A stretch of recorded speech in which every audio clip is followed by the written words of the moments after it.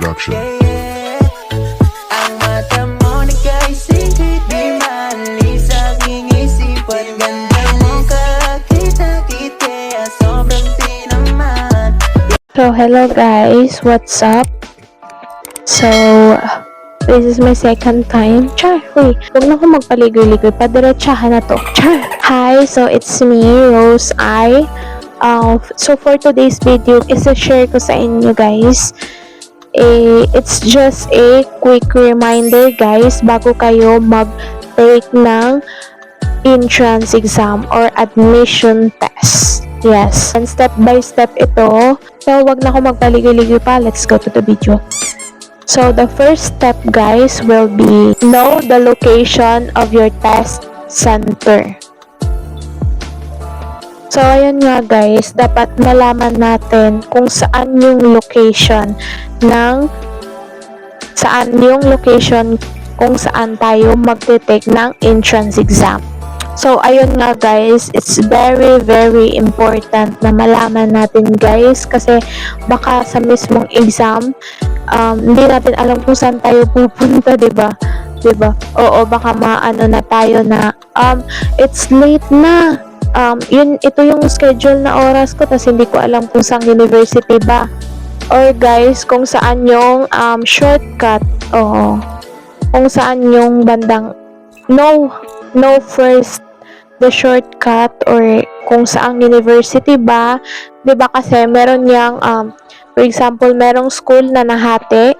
For example, dun sa pinasukan ko, 2 campus siya guys. Tapos kailangan nung malaman kung saan talaga yung mismong location ng test center. So the next step will be arrive at least an hour before the exam. Oo. Yun talaga yun guys, kasi baka for example, baka traffic. Hindi natin alam yung panahon guys, baka mag-traffic. For example, yung yung oras ng exam mo is 9:30 ka din pumunta doon. So wala na, pag traffic, sobrang late ka na. So para iwas, kasi hindi natin alam yung yung daan eh. Minsan nagta-traffic, minsan din okay. Lalo na pag umuulan guys, sobrang traffic yan. Kaya you need to arrive at least 1 hour.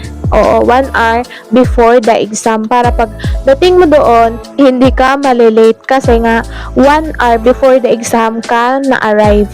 For the third step guys, get enough sleep and rest. So ito yung nasabi ko noon guys, nung unang vlog ko.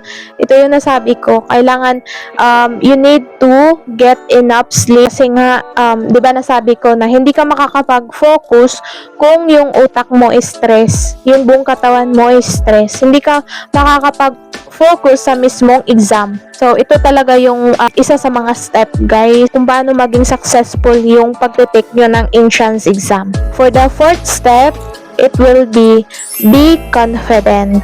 Oo, kahit na hindi mo alam yung answer doon, kahit na parang yung mga tao sa paligid mo, mga negative yung mga yung mga iniisip nila sa iyo.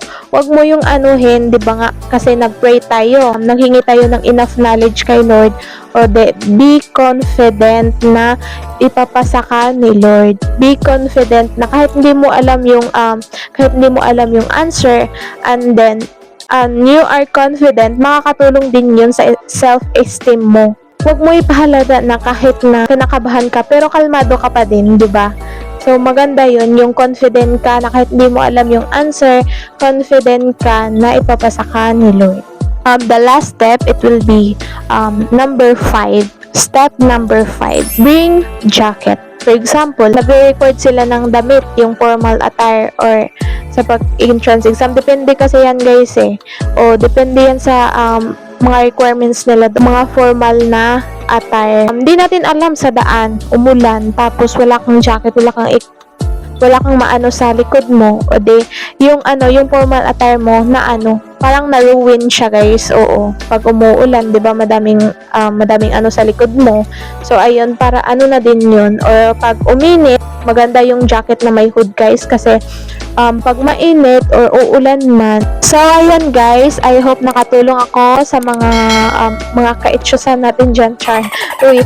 So ayun guys, sana nakatulong ako sa inyo guys, sa mga take ng NOAT or admission 10. I hope naka-help ako sa inyo, and then thank you very much.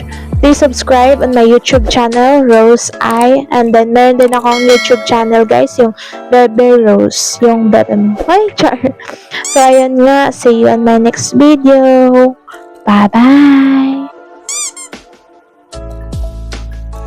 Don't forget, give a thumbs up.